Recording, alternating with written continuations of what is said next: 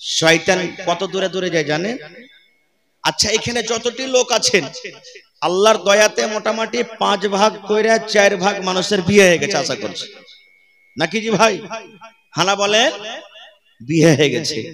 কিন্তু দাদুরে বিবির কাছে যে আপনি গেলেন, শরীয়তে কথা বলছি, এই বিবির কাছে যেতে গেলে যে একটা মন্ত্র পড়তে হবে, দোয়া পড়িতে হবে, এই দোয়াটা কি আমরা পড়েছি ভাই? বেয়াদবি মাফ করবেন ভাই, ছেলে হিসাবে বলছি, যতটুকু লোক এখানে বসে আছেন যদি ভাই একটা একটা করে বলি, ভাই হে কয়টা ছেলে হলো না তো 5টা হলো, কয়টা হলো না তো 10টা হলো, কয়টা হলো তো 18টা হলো, কয়টা হলো না তো 3টা হলো। ভাই বিবির কাছে যে যেতে হবে, নবী বলেছেন একটা দোয়া পড়িতে হবে, দোয়াটা একটু বলেন তো। কে জানি যে মৌলভী সাহেব জানি না, এটাই বলবো। 50টা লোক বলতে পারবো কোন রকম, 1 মিনিট, বাকি গেল আমরা বলতে পারবো না। 1 মিনিট।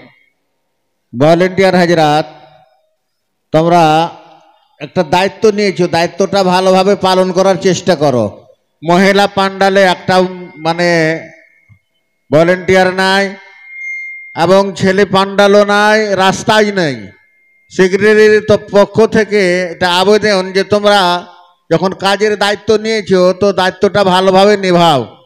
ভলেন্টিয়ার তোমরা নিজ নিজ দায়িত্বকে ভালোভাবে আদায় করার চেষ্টা করো। ভাই আমার একবারে শর্টে বলছি, বিয়ে হয়ে গেল আপনার, বউকে নিয়ে নিজের বাড়িতে চলে গেলেন, বাসর ঘর হবে। বাসর ঘর তো সবাই বুঝছেন আলহামদুলিল্লাহ, কত খুশির রাত।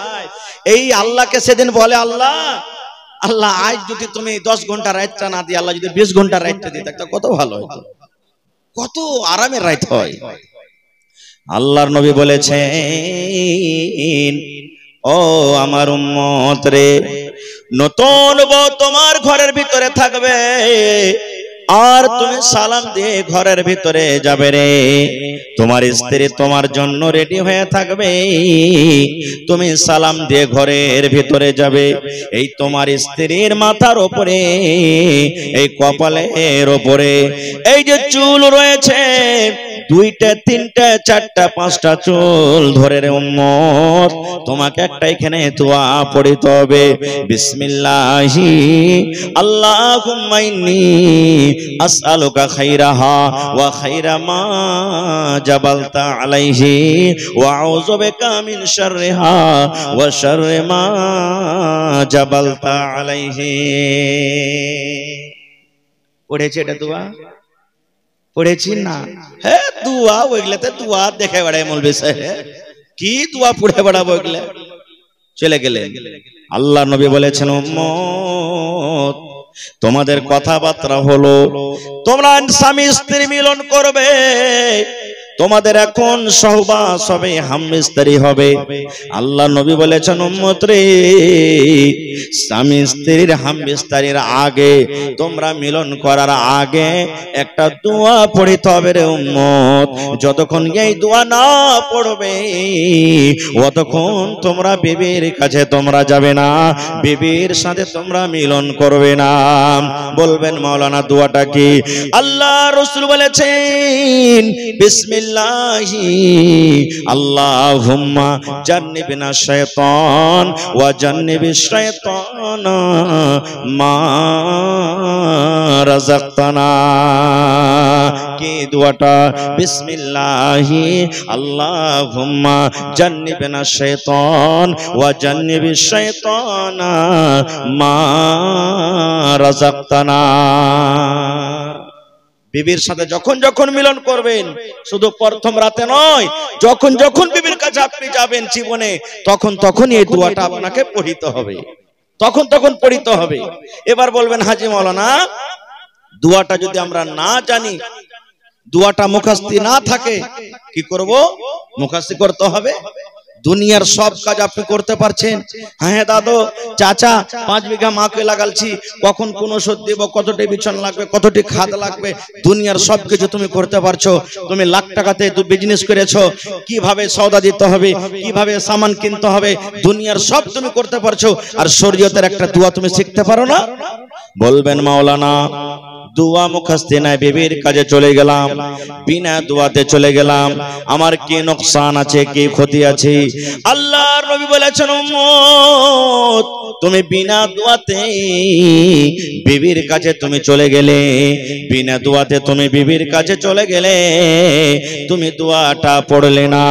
যতবার তুমি বিনা দোয়াতে বিবির সাথে মিলন করলে, তোমার সাথে সাথে তোমার বিবির কাছে শয়তান গেল।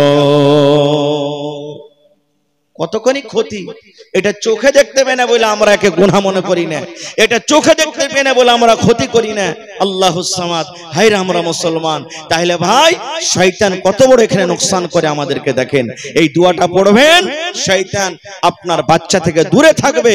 আল্লাহুস সামাদ, ওই রাতের বেলাতে যদি আপনার মিলনে যদি আল্লাহ তাবারাক ওয়া তাআলা আপনার বিবির গর্ভে যদি সন্তান দেয়, আল্লাহ তাবারাক ওয়া তাআলা শয়তানের আক্রমণ থেকে আপনার ছেলেকে বাঁচিয়ে রাখবেন।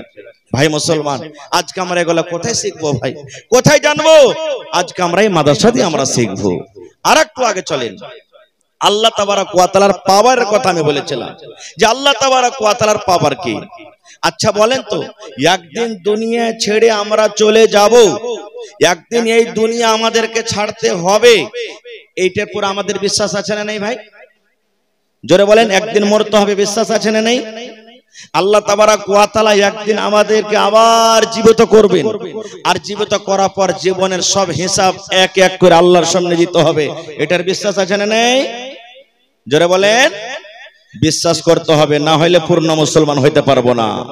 আল্লাহ নবী বলেছেন 6খানা জিনিসের পরে তুমি ঈমান আনতে হবে। আমানতু বিল্লাহি ওয়া মালাইকাতিহি ওয়া কুতুবিহি ওয়া রুসুলিহি ওয়াল ইয়াউমিল আখিরি ওয়া তুমিনা বিল কদরি খাইরিহি ওয়া শাররিহি। ঈমান আনতে হবে আখিরাতের প্রতি, যে আল্লাহ তাবারাক ওয়া তাআলা আমাদেরকে আবার আখিরাতে জীবিত করবেন। হায়রে হতভাগা মুসলমান আমরা।